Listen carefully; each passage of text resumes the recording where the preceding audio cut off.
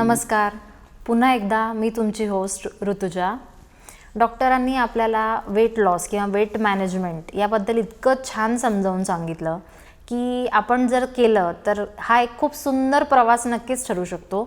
पण त्याचबरोबर मला त्यांना एक खूप महत्त्वाचा प्रश्न विचारायचा आहे की या सगळ्या प्रोसेस दरम्यान जे आपण औषधं घेतो त्यांचे काही मेजर साईड इफेक्ट्स होतात का? म्हणजे कधी कधी कुठल्या औषधांचा परिणाम आपल्या स्किनवर किंवा हेअरवर असं काही तर नाही होत ना? मी मागे तुम्हाला जसं बोललो की औषधं 100% आयुर्वेदिक आहेत बरोबर आणि 100% सेफ आहेत.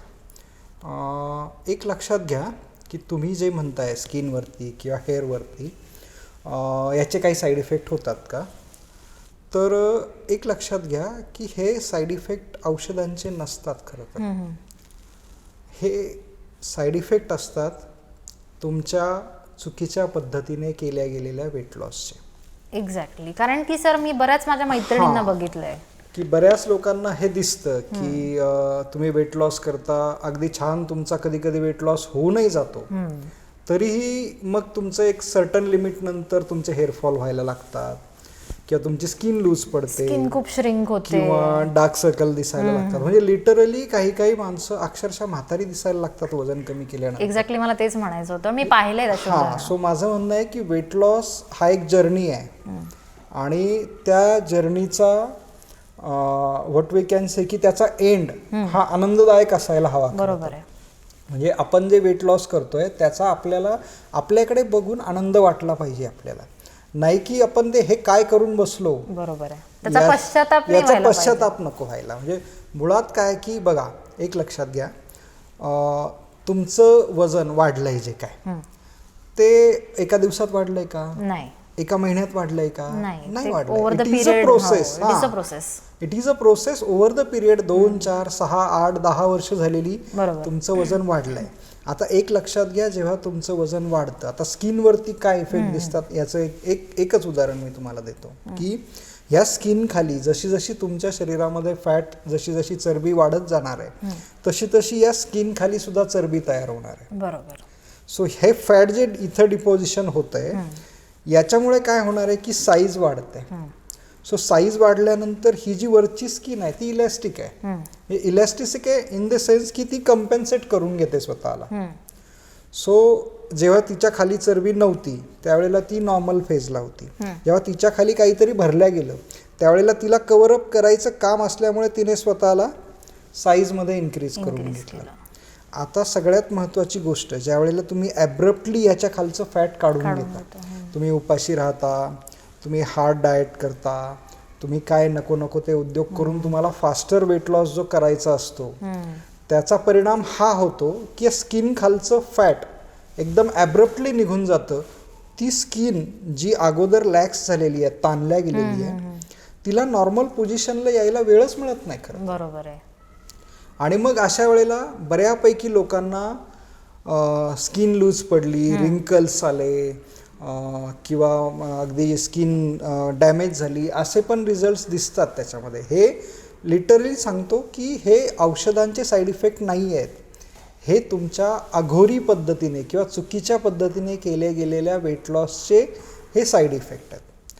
स्वतःच्या शरीराला तेवढा वेळ द्या, त्या स्किनला कम्पेन्सेट करायला वेळ द्या. फास्टर वेट लॉस ही जादू नसतेच.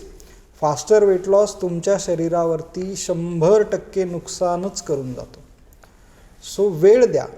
ते ज्या स्पीडने वाढलं आहे, अगदी 10 वर्षांचं फॅट आहे, ते तुम्ही अगदी जर फास्टर वेट लॉस करण्याच्या नादामध्ये 2, 3, 4, 6 महिन्यात काढून घेतलं तर त्याच्यानंतर ती स्किन कम्पेन्सेट व्हायला, मुळात काय की तुमच्या एजनुसार स्किनची इलॅस्टिसिटी कमी होत जाणार आहे. सो तुम्ही त्या सगळ्या गोष्टींचा विचार केला पाहिजे. 20 वर्षांची, 25 वर्षाची, 30 वर्षाची स्त्री ज्या पद्धतीने वेट लॉस कदाचित सहन करू शकेल, 50 वर्षाची, 55 वर्षाची स्त्री, 40 वर्षाची, ती नाही त्या पद्धतीने कम्पेन्सेट करू शकणार. So every person is a different person. प्रत्येकाची प्रकृती वेगळी आहे, प्रत्येकाचं मेटाबॉलिझम वेगळं आहे, प्रत्येकाची शारीरिक ठेवण वेगळी आहे.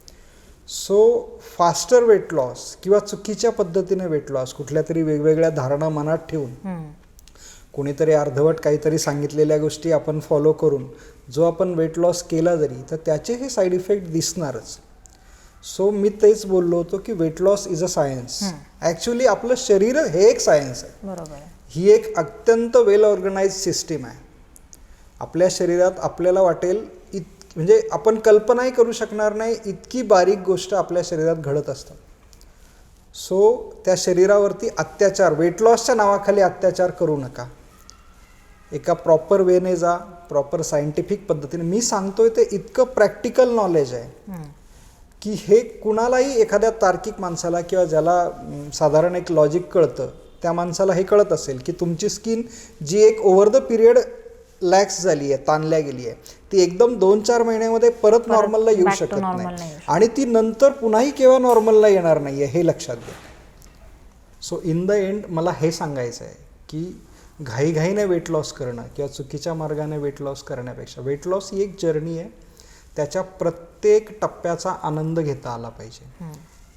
त्या टप्प्याच्या शेवटी आपण जे काय केलं त्या सगळ्या गोष्टींचा आयुष्यभरासाठी आनंद जर ठेवायचा असेल तर एका सायंटिफिक मार्गाने जा.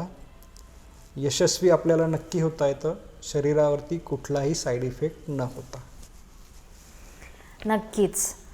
फास्टर वेट लॉसच्या नादाला न लागता आपल्या शरीराला नेमकं काय सूट होणार आहे, जर त्या पद्धतीने आपण वेट लॉसची जर्नी स्वीकारली तर डेफिनेटली आपल्याला खूप चांगले रिझल्ट्स मिळू शकतात. बेसिकली वेट लॉस किंवा वेट मॅनेजमेंट ही एक लाईफस्टाईल आहे. हा काही 1-2 महिन्याचा क्रॅश कोर्स नाही की आपण केला आणि आपल्याला इन्स्टंट रिझल्ट्स मिळाले. आपल्याला लाँग टर्म रिझल्ट्स हवे असतील तर आपल्याला कन्सिस्टंटली काही गोष्टी अडॅप्ट कराव्या लागतात. It is a lifestyle. भेटूयात एका नवीन एपिसोडमध्ये.